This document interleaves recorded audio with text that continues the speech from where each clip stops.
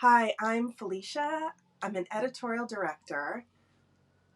I give WeTransfer a 5 out of 5, and for more reviews, please click below. So before WeTransfer, when I needed to send large files, I would use things like Dropbox or Google Docs, but would sometimes find that when I sent them to people, things would get kind of lost in these big files, these big folders. There was a little bit more of a barrier to entry, and so using WeTransfer allowed me to send just one or two very large files very directly to somebody so they could download. So most of the reasons that I chose WeTransfer had to do with ease of use, both on my end and for the receiver.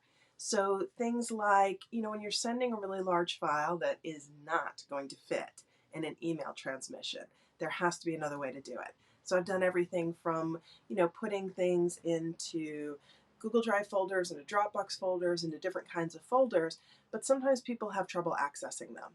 So the nice thing about WeTransfer and some of the reasons why I chose it is you can very directly choose what you're sending, be very selective, send it to a particular person.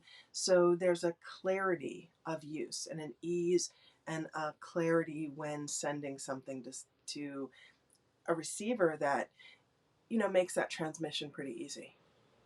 Pretty easy to get started. They make their user interface pretty friendly and explain everything right up. Everything is pretty easy to load in. No real learning curve. It's just easy, clear, very user friendly. So here's the thing with WeTransfer that I would really recommend.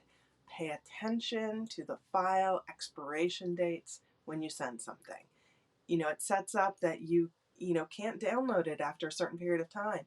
So if you're one of those people that is looking at something in your inbox and saying, oh, I'll do that later, I don't need to do that now, and you're not paying attention to the file expiration date, and it goes by, and then you can't download something, and you have to get somebody to resend it, that has happened to me for sure on both ends. So WeTransfer, there are expiration dates. Pay attention to them when you use it.